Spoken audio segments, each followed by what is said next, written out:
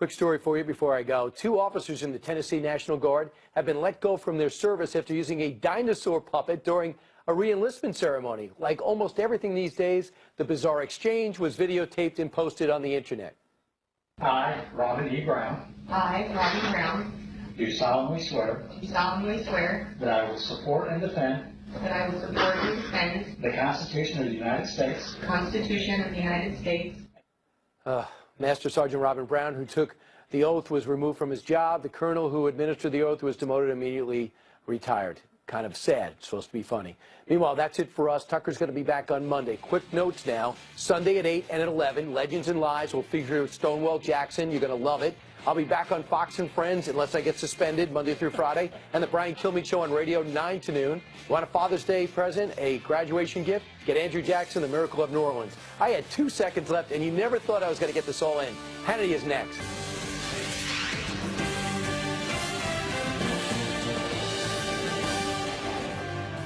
And welcome to the special edition of Hannity, Deep State Under Siege. Now tonight, the private Comey memos are out, and the disgraced former FBI director, along with his deep state friends, they are being completely exposed. Now, in just moments, we're going to show you some of James Comey's blatant lies and contradictions brought to light by these memos. We'll also break down how Comey may tonight be in serious legal jeopardy, and we'll also explain how these revelations are just one more layer of proof that President Trump never colluded with Russia in any way, shape, manner, or form, or did he ever attempt to obstruct justice in any way.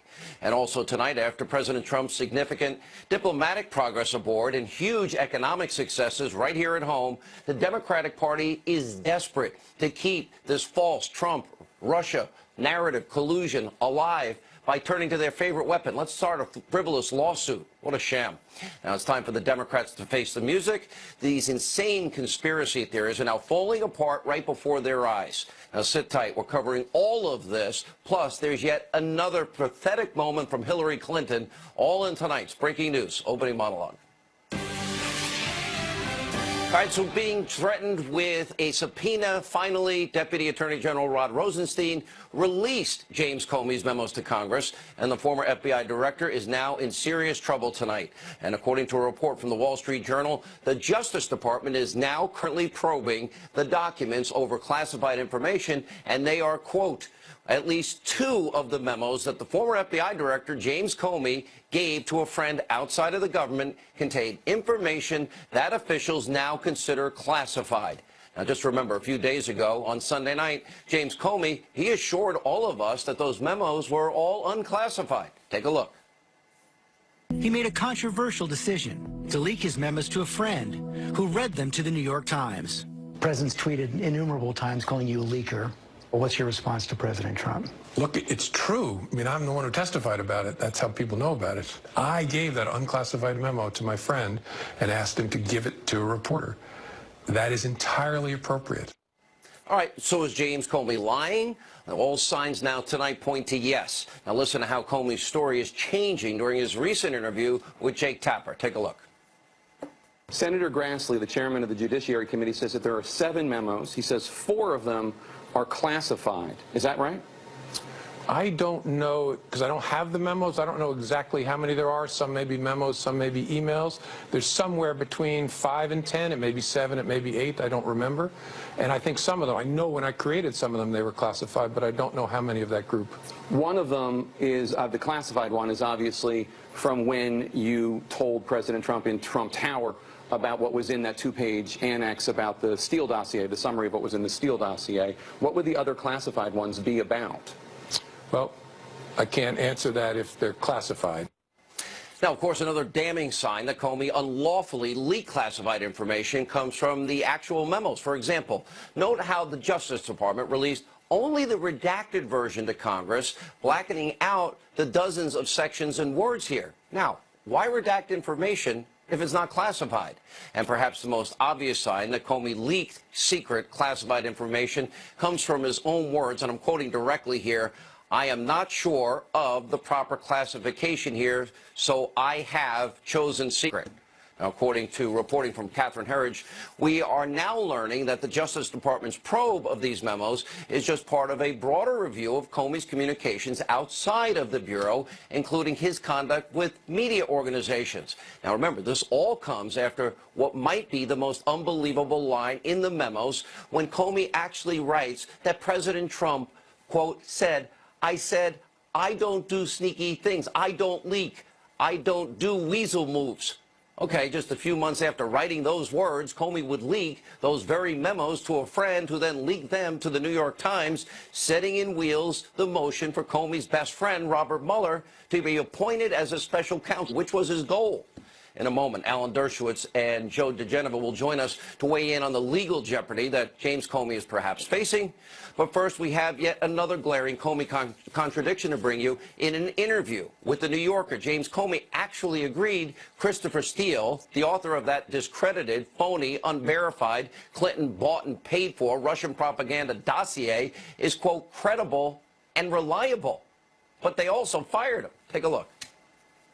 Jane Mayer wrote a very comprehensive piece in The New Yorker about Christopher Steele's dossier and about Christopher Steele. Is he considered reliable, according to your sources, as an intelligence agent? Yes. As it was described to me when it came in, it was raw intelligence, so a series of reports from a credible person with a reliable track record and a known, experienced, and source network in Russia. And so it was something to be taken seriously. It didn't mean that it was all true, but it was to be taken seriously. And its core assertion was corroborated by other intelligence. Its core assertion being the Russians have a campaign going on to interfere in the American election. All right, so why did they fire Christopher Steele? By the way, I want a question answered. Did Comey also pay Christopher Steele? Now, he praises the former British spy, but still, to this day, he can't verify any of the information found in the dossier, including the totally untrue Russian lie about Trump, Ritz-Carlton, Moscow, hookers urinating on a bed, which the media is obsessed with. And this is huge. According to Comey's memos, the president actually encouraged the FBI's investigation into Russian meddling and possible collusion. Based on a conversation that Comey had with Trump on March 30th of last year, Comey writes in his own memos that President Trump told him, if there's some satellite, I took this to mean some associate of his or his campaign that did something, it would be good to find that out, but that he hadn't done anything. So not only did the president want to fully investigate everything related to Russia, it also clearly contradicts any claims that President Trump wanted to obstruct this investigation. Now, the president is reacting to the release of Comey's memos. He wrote on Twitter, quote, James Comey memos are just out and show clearly there was no collusion, no obstruction. Also, he leaked classified information. Wow. Will the witch hunt continue? Now, we are now in day 338 of the runaway Mueller probe, and there is still zero evidence of collusion. Now, this proves that this investigation has gone way off the rails. It has turned into a total witch hunt. And we're also learning another interesting revelation about James Comey from his ongoing self-aggrandizing book tour. Now, despite claims from the mainstream media, many Democrats, well, we now know that James Comey is not a Republican, hasn't been for a long time. Gee, thanks for telling us. You've said before that you are or were a Republican until very, very recently. Is that correct? Well, I really wasn't. Last time I really thought of myself as a Republican was in 2012, but I've made a clear decision this year that I'm not going to register as a Republican, not going to be a Republican. All right, naturally, in that very same interview, Comey also said that the country would be better off with Hillary Clinton as president. He's not political at all. Take a listen. Do you think we'd be a lot better off with Hillary Clinton as president than Donald Trump? Certainly, given her commitment to our traditions and our norms and our values and the rule of law, yes. Wow, really? Now, this shouldn't come as a surprise after the special treatment Clinton received from Comey during the criminal investigation into her private email server. We know she committed crimes, and we also know that Comey put the fix in. And we all know about the exoneration starting in May before the investigation in July, with Comey agreeing to call the investigation a matter when it was an investigation. And, of course, the FBI looking the other way while Hillary Clinton destroyed 33,000 emails that were subpoenaed, acid washed the hard drive with bleach pit, and then had an aide beat up her devices with a hammer. But all of this white glove treatment didn't stop Hillary Clinton from victimizing herself following the 2016 election results. Now, according to experts from a brand new book entitled Chasing Hillary, 10 years, 2 presidential campaigns, and 1 intact glass ceiling, Clinton is bemoaning that, quote, they were never going to let me be president. Really, Hillary? Now, you have her, you have the media, the deep state, all the political elites were actively working to help make you president.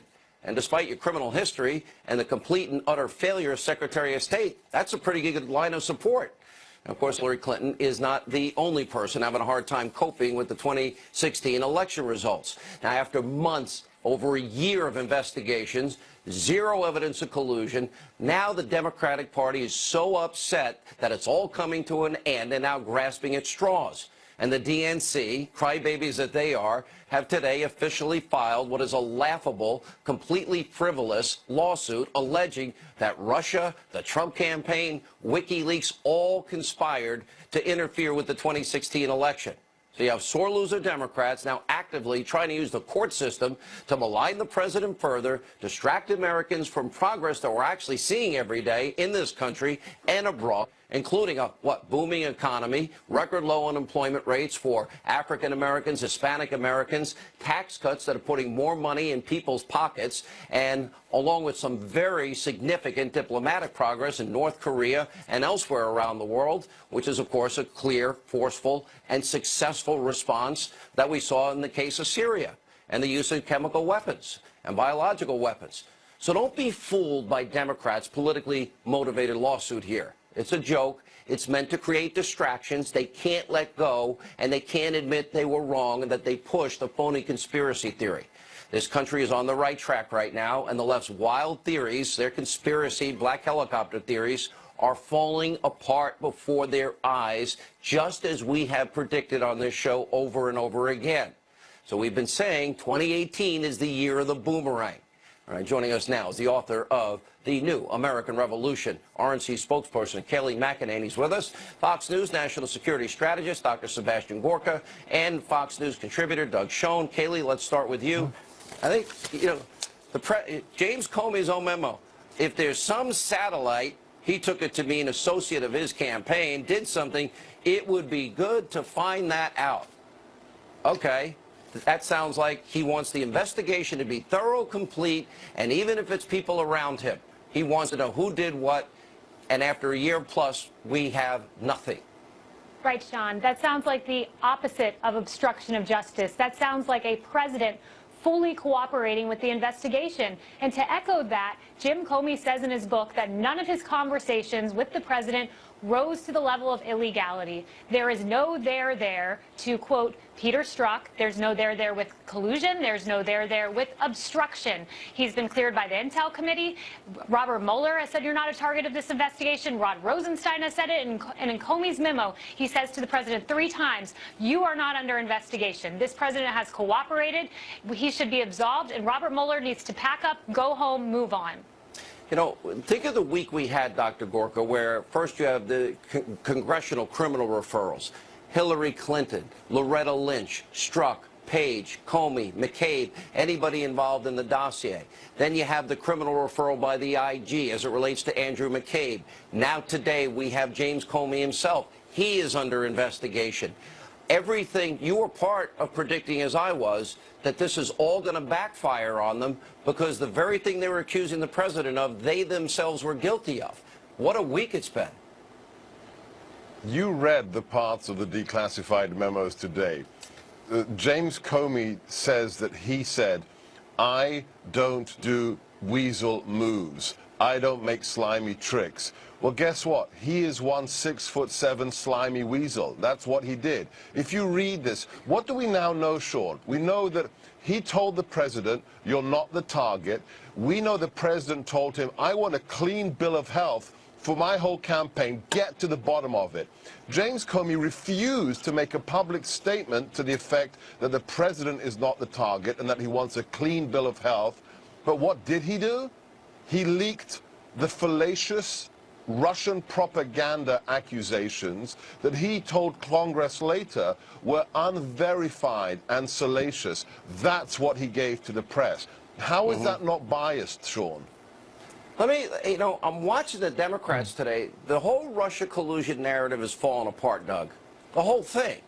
So now they're going to file a frivolous lawsuit, probably go judge shopping, and hope they get a liberal judge that will, after the special counsel. Rod Rosenstein was key this week. He told the president that he's not the target in either investigation, the one in New York or the Robert Mueller special counsel investigation. That's another way of saying they never found any evidence of any type of collusion. And for the Democratic Party, they can't let it go, that now this is going to be their issue going into 2018. Sounds like a bad idea to me. Well, Sean, it's not only you. Republicans who think it's a bad idea. People like Congresswoman Jackie Speier from California said what I believe, that this is trying to overtly politicize an investigation that has not been completed. You're right. As of now, we have no evidence of collusion. But for the Democrats to try to turn it into a political football in the midst of an election campaign runs the risk of a backfire and is overreaching. We saw that once before in 1998 in the midterm elections, when arguably the Republicans overreached. And I would urge my fellow Democrats not to make the same mistake. If you look at all the deep state actors, Sebastian, you and I have talked at length of this. If you look at all of them, the idea that Hillary Clinton, we know she committed felonies, and we know there was an exoneration before an investigation. We also know that they used the phony Clinton bought and paid for dossier created by a foreign agent using Russia government sources, and then use that as a basis of FISA warrant to spy on Americans. It seems these things now, this is what America is going to focus on. Americans believe in the right of privacy, and they don't believe in frivolous warrants based on political opponents paying foreign sources that use Russian sources to lie to courts to get warrants to spy on people. That's the average American. That's the America that I know, that's driven by common sense. But you just played the audio where James Comey, with a straight face, says, yeah, it would have been better if Clinton had won because of her upstanding attitude to justice and law and order. I mean, is that a bad joke? From cattle futures to Servergate, this is a woman who we know has committed felonies. What felonies has Donald Trump committed in the last 71 years? Zero, Sean. This is how deep the corruption is in the swamp. And the fact that these people go on book tours when they should be in the dock tells you how big a job the president has before him. Kayleigh, I watch this. We keep hearing about the big blue wave that might happen here. I think, look, I don't want the Democratic Party to listen to Doug Schoen. My advice is keep doing what they're doing. And if the Republicans can fix a couple of things, I would find ways to cut back on that omnibus bill, which they have an ability to do. Secondly, I'd get the money and fully fund that wall and get the building started and do it expeditiously. And the third thing I would do for the Republicans is fix health care. And if they do those three things, I don't think they would lose anything. There's no doubt about it. And the president has worked very hard at getting those things done. We need partners in Congress to fund the wall, as you noted. The president does want to rein in spending. He has said that. But the Democrats, Sean, gave us a big indication of what their playbook is for 2018 today when they filed this frivolous publicity stunt of a lawsuit. And that is Russia, Russia, Russia. They will scream it from the rooftops. There is no basis in truth. These are conspiracy theories that they're peddling. By the way, the DNC is bankrupt. They have $6 million in debt. So I don't know how they're funding this multi-million-dollar lawsuit, but they ought to be careful because Brad Parscale from the Trump campaign said, I'm going to expose this DNC corruption through discovery. We're going to look at why you partnered with Fusion GPS. We are going to use this lawsuit to find out why you didn't turn over your server. The DNC, we're coming after you, and your narrative for 2018 is not working. All right, Doug, I'm going to give you the last word. Just keep giving them bad advice. Well, I think I give good advice, but I would say to the Democrats, run on issues, try to do a deal to make the Dreamers and the wall get done. It's good for both sides. They're not going to do it. But we need progress. And if there's progress, it'll benefit the country and the Democrats and indeed the Republicans. Because, Sean, what's so bad about this is the real winner in all of this is Vladimir Putin, President Xi, and all the autocrats who see us ripping ourselves apart, hurting our position globally when, as you said quite correctly, the president is dealing with very serious foreign policy problems, Syria, North Korea. They wanted to sow discord in the country, and they've succeeded 100%. But the president's still successful, which I'll point out in a few minutes. All right, thank you all. Thank you very much. All right, as we continue the special edition of Hannity, don't miss it. Joe DeGenova, Alan Dershowitz weigh in on what has been a massive, busy legal week. Straight ahead. From America's News Headquarters, I'm Trace Gallagher. North Korea announcing today the suspension of nuclear tests and launches of intercontinental ballistic missiles. Kim Jong-un also saying he'll shut down a nuclear testing site. North Korea says it's making the move to focus on the economy. President Trump welcomed the news, tweeting, "This is very good news for North Korea and the world. Big progress. Look forward to our summit." The president is planning to meet with Kim sometime next month. Attorney General Jeff Sessions reportedly warned the White House that he would resign if Deputy AG Rod Rosenstein is fired. The Washington Post reported that Sessions delivered the message last week during a phone call with White House counsel Don McGahn. Rosenstein is leading the Russia probe. There has been much speculation that he might be fired in recent weeks. If news breaks out, we'll break in, or log on to foxnews.com. I'm Trace Gallagher. Now back to Hannity. And welcome back to the special edition of Hannity, here with more reaction to my opening monologue. Former U.S. Attorney for the District of Columbia, Joe DeGenova, and the person that the press said would never be back on my show, the author of Trumped Up, Harvard Law School professor, Professor Alan Dershowitz is with us. Let me ask both of you the same question. I'll start with you, Joe. This is from the Comey memo. If there was some satellite, meaning he said I took this to mean associate of his campaign, if they did something, this is Trump to Comey, it would be good to find that out, but that he himself hadn't done anything. That sounds to me like he is encouraging the FBI director to look into all of this, and even if it's somebody close to him, to find out the truth. So A, he's not obstructing justice, and B, he's encouraging the investigation to go forward. Well, I don't think there's any doubt that these 15 pages of James Comey's notes constitute a suicide note, a lengthy suicide note. It shows clearly that you do have a way with words, you know that. He has deceived, well, I mean, this stuff is pretty obvious. He has deceived Congress as a result of the substance in these memoranda.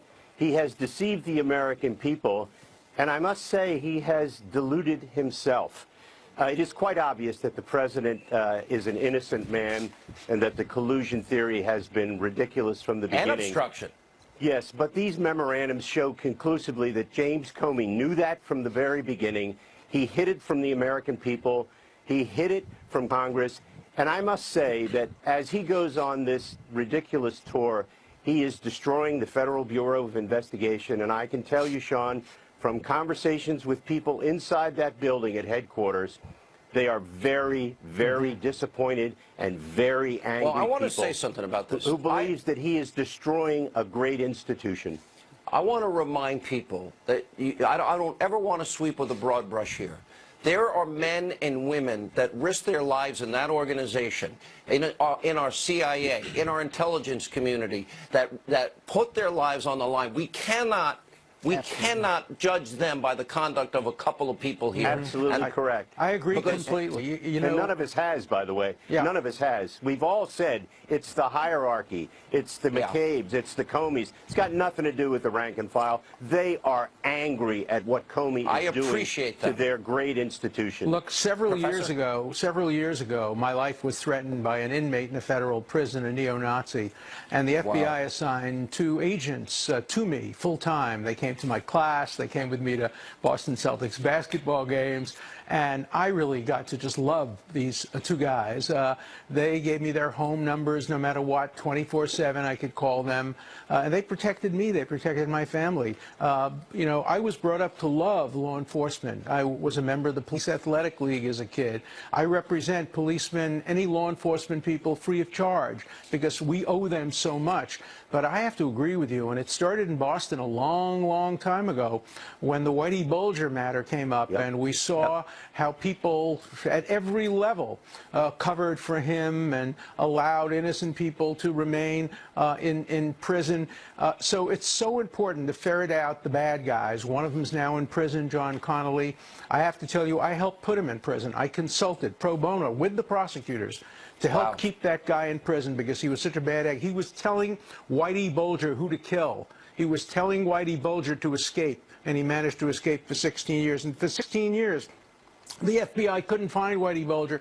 He was in plain view in Santa Monica, California, reportedly going to a Red Sox bar to watch baseball games, and the FBI couldn't find him. Finally, a person from the Federal Marshal Program found him. So, look, I think we have to commend FBI agents, CIA agents, and focus on the problems and where they occur. Let me ask this then. Yeah. And I maybe you'd agree or disagree here, but look at the criminal referrals that have come down this week. You know, the congressional criminal referrals they are citing specific laws that they believe were violated. Then Andrew McCabe and the IG criminal referral. Now we have an investigation. James Comey, I said this before he went on his book tour, Joe DeGeneva, this is a bad idea. I don't think any competent lawyer would have advised him writing that book and doing this tour in any way. But now he is under an Inspector General investigation here about releasing classified materials. 18, USC, 793. Both of you are very familiar with it. Yes. Well, Sean, here's what's going to happen. This is now, it's all afoot, and it can't be stopped.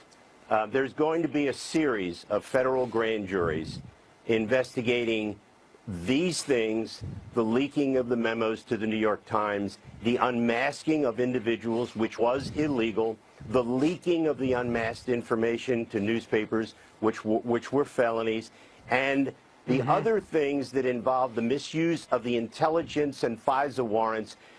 There is going to be a series of grand juries, and there are going to be charges. I don't know who's going to be charged, but it's very important that this be done the right way, and that can only be done with federal grand juries, and that's the way the Hillary Clinton case should have been handled, but it wasn't. Well, so now we're going to see it done right. Well, you know, it's so interesting because, of course, this is what I predicted from the very beginning in my book, Trumped Up. Once you unleash this business of trying to lock him up, it's going to come back and bite you in the rear end. Yep. That today you go after Trump. Tomorrow they're going to go after Democrats. You cannot unleash this weapon of expanding the criminal law and targeting people without it coming back. You know, there's that great line from A Man for All Seasons about one of the greatest lawyers in history, Thomas More, when they say, would you give the devil the benefit of the law? And the answer is yes, because if you don't give the devil the benefit of the law, when the law comes for you, you will not have it. And of course, the German philosopher said the same thing when they came for the Jews. I didn't do anything because when they came for me, there was no one left to talk. So when you defend the civil liberties of Donald Trump, you're defending the civil liberties of all Americans, and people have to come to understand that. I think that's extraordinarily well said. Joe, earlier this week on this program, you said there is no doubt now that there was a grand conspiracy among, again, not rank and file. It's so important to make that distinction, but among people in the highest levels of power with the most powerful tools of intelligence which they need in a very evil and dangerous world to protect all of us, and that they have abused those weapons for warrants and unmasking. Look at the 350% increase in unmasking. Samantha Power, a UN official, unmasking of an American a day. I mean, is this the biggest conspiracy? You believe a conspiracy? Well, here's the way I describe it, Sean. It was a brazen plot, which was carried out with this purpose in mind by the Obama administration's senior Justice Department officials and senior FBI officials, which was to illegally exonerate Hillary Clinton in order to help her get elected. And if she lost, then the plan was to frame Donald Trump with crimes. And every single thing that we have seen over the last few months certifies through fact and reasonable inferences from facts that that is exactly what occurred. And if I were James Clapper and John Brennan and Samantha Power and a bunch of people who wanted to unleash the criminal law process on Donald Trump and his family, they are going to find out the hard way that they are now ensnared in the most significant political scandal in the history of this country, where one administration leaving office used the intelligence community to spy on the presidential candidate of the other party. I think and it's going to come home let's to get a roost. response. I think you're attributing much too much rationality and coherence and planning to what was probably a series of independent events which, in retrospect, look like they could be coordinated. You know, as the philosopher said, we live life forward without knowing what's going to happen, but then we look at life backwards. So I'm not going to buy into your conspiracy theory, but I do think that we need to have equal application. You do agree there's of the been law. abuse, though? I think there has been abuse of power. I have no question there's been abuse on both sides. That's why I called for an independent bipartisan commission right in the beginning to look at this whole mess, the whole election, the whole influence, the attempt to influence by Russia the election, without pointing fingers, without criminal liability, so we can prevent it in the future. I still think it's not too late for that. We're going to have a lot of grand juries. I think that ship has sailed, is my humble opinion. But thank you both. Appreciate it. Thank you. Powerful debate. When we come back, Newt Gingrich and the great one, Mark Levin, absolutely slamming James Comey after the release of his memos. Wait till you hear what they have to say. Also, Greg Jarrett, Sarah Carter, as we continue the special edition of Hannity. I think he's done enormous damage to himself. He's exposing himself to the American people as a very petty, superficial man. This is a former head of the FBI. He's the former Deputy Attorney General of the United States. He's a former United States Attorney. He's conducting himself like a complete bozo the clown. And he does enormous damage to the Federal Bureau of Investigation by conducting himself this way. You're looking at a guy who around the 7th grade practiced sincerity. I didn't really mean to hit the car. I don't know how the baseball got out of my hands. Yeah. I think my cousin must have done it, because I couldn't have done it. I mean, look at this, this pain. I hate throwing McCabe under the bus. You're saying he's acting? I know. I'm saying he taught himself at an early age a series of self-serving emotions, which he uses over. I mean, if you watch him for a couple of hours of this stuff, he uses it over and over and over. This guy is almost a pathological liar. All right, that was the great one, Mark Levin, and the former Speaker of the House, Newt Gingrich, on Fox and Friends this morning, shedding James Comey, literally shredding his argument and this disastrous media tour. Here with reaction to all of tonight's breaking news, Fox News contributor Sarah Carter, Fox News legal analyst Greg Jarrett. You know, I guess we could call this criminal referral week, Greg, because, well, think about it. On Wednesday, Ron DeSantis, I mean, a powerful letter with every law written down that is applicable to people like Hillary and Comey and McCabe and Strzok and Page and Lynch and all these other deep state actors. Then yesterday it's the criminal referral as it relates to Andrew McCabe. And today the Justice Department watchdog is now going to probe into Comey and his release of classified information, which we all predicted right here on this show. We absolutely did. Here's what they're looking at. Here's one of the 7 memos that Comey had. He wrote it.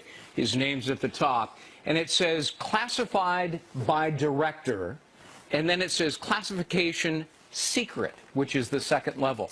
The moment Comey took this out of the FBI building and took it home with him, he is arguably committing a crime, mishandling of classified information. And if he gave this document to somebody else unauthorized, Daniel Richman, and one other person that I'm aware of, and that'll be coming out, he committed yet another crime. And by the way, he can't say, well, I redacted parts of it. The content, not the labeling, dictates classification under the law. I kept saying, what lawyer is letting him do this? It never made sense. And Sarah, you had predicted all of this as well, especially with Andrew McCabe, the criminal probe, now the referral about him. Well, they couldn't walk away from it, Sean. I mean, they had to go forward because McCabe had violated the law. He leaked. The IG found the evidence of that. I mean, they even found evidence that he had thrown other FBI executives under the bus. There was nothing else that the IG could do. Had he not gone forward with this criminal referral, we would have had to have questioned Michael Horowitz.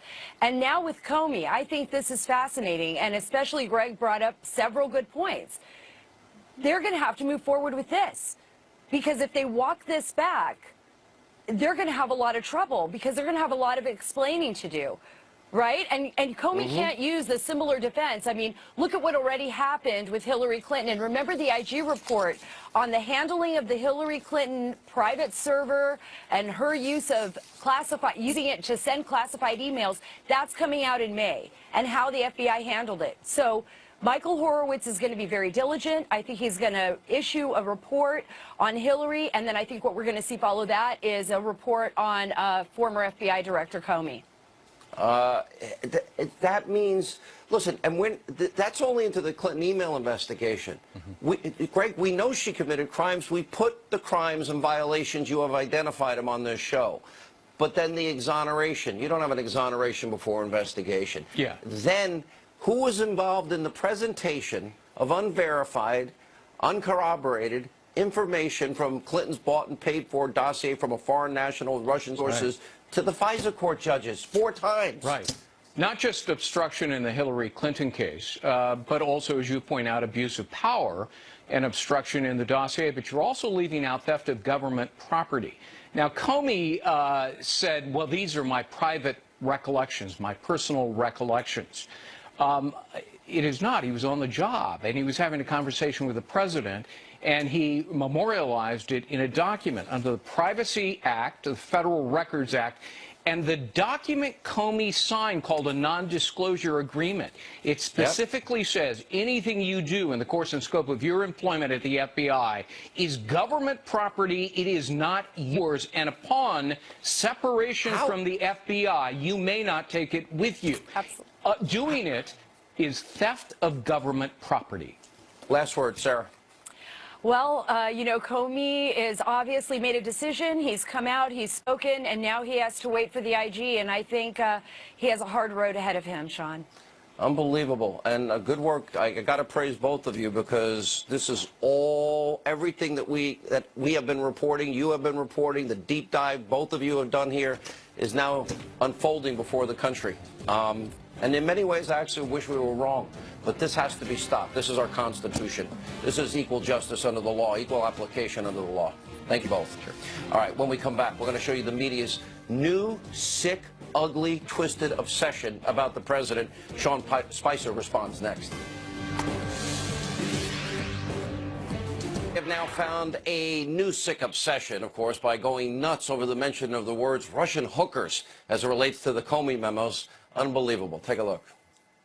Putin had told him that they had the best hookers. Putin had told him, quote, we have some of the most beautiful hookers in the world. There's a lot of talk of hookers. Putin had told him we have some of the most beautiful hookers in the world. Oh, by the way, in Russia, we have the most beautiful hookers, to paraphrase there. President Putin apparently saying that Russia has the best hookers in the world. He used another phrase for hookers in that public statement. Beautiful women of questionable moral repute. Yeah, something like that. From the expression, Putin saying we have some of the most beautiful hookers in the world. Putin telling Trump we have some of the most beautiful hookers in the world. Putin said to him that we have good hookers in Russia. The hookers thing. Prostitutes and the looks of prostitutes.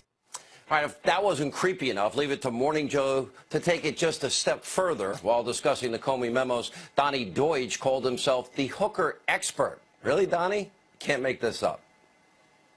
He effectively says that large portions of the Steele dossier have been corroborated. He said, I explained that the analysts from all 3 agencies agreed it was relevant and that portions of the material were corroborated by other intelligence, which possibly is why the president keeps coming back to this. He wants to know if the salacious parts of it have in fact been proven. I was a little insulted when you initially come to me on hookers. Well, it was implied that you had an expertise. Not from personal experience, but just from research. Sure. Look, that came out wrong. All right, joining us now, former White House Press Secretary Sean Spicer. How you did that job, I will never, for the life of me, understand it. All right, so when they had the word hole, CNN used it 195 times in a day. Now it's stormy, stormy, stormy. There's no Russia, Russia, Russia. In the meantime, they've missed the biggest abuse of power scandal in their lifetime. And how do you describe the media today, even? Sensational, misdirected. Look, beyond the story that you keep talking about all the time, which I completely agree is underserved, you've got the Prime Minister of Japan in meeting with the President this week down in Mar-a-Lago talking about trade and national security. You've got serious issues over in Syria. You've got an upcoming meeting with Kim Jong-un about the nuclearization of the Korean Peninsula and the threat that it potentially poses to not just our allies, but potentially our own citizens. And this is what they're talking about? You know, when it comes to the priorities of what the media is talking about, what are the concerns of the American people, I think there is a complete mismatch. And as you point out correctly, it's this hack mentality. They want to be taken seriously, they want to be treated with respect, and yet their entire focus is on a salacious, unverified detail about a comment that supposedly the former president and prime minister of Russia, Vladimir Putin, depending on when it was said.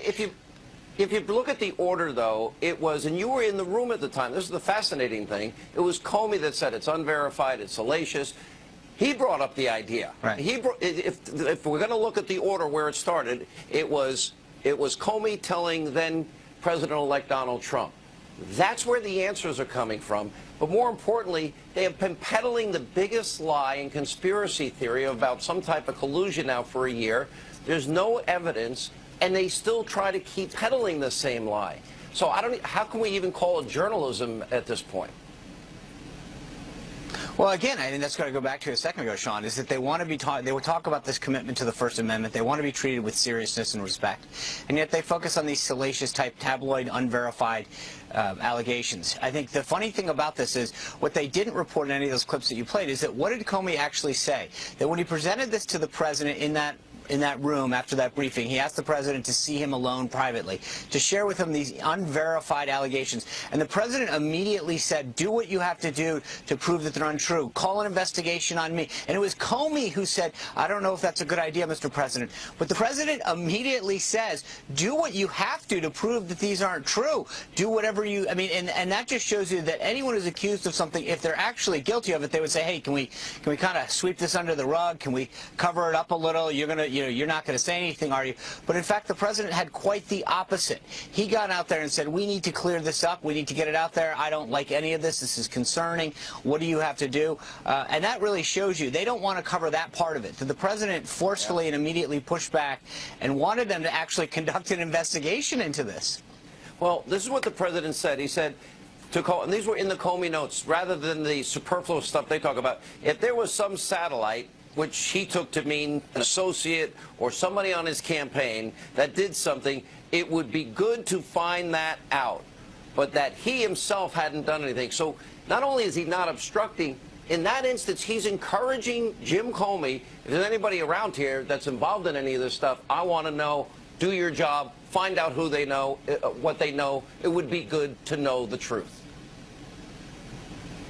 Oh, exactly. He wants to know, hey, if anyone's using my name or claiming that they're part of my associated with me and doing something nefarious, I want them called out. But the other thing that's very fascinating, Sean, about all of this is go back to what happened that very first day. The president-elect, who's never served in government before, sits down with those four intelligence chiefs. Comey, as the FBI director, says, Mr. President, can we clear the room and I can speak to you alone privately? Okay, we get that. Then fast forward a little bit later, the president says to Jim Comey, hey, can we clear the room? I'd like to talk to you. And suddenly the accusations is, how dare the president clear the room to talk to Jim Comey? But if we think about it, well, of course he thinks that that's standard operating procedure. Comey was the one who engaged first in that relationship by saying, when we need to talk, we get to clear the room. He started that kind of relationship with the president. And then they attacked the president for doing the exact same thing when Comey comes to see him in the Oval Office. Unbelievable. All right, Sean Spicer, great insight, as always. I don't know how you did that job at all. We appreciate you being with us. All right, when we come back, more of the special edition of Hannity, straight ahead.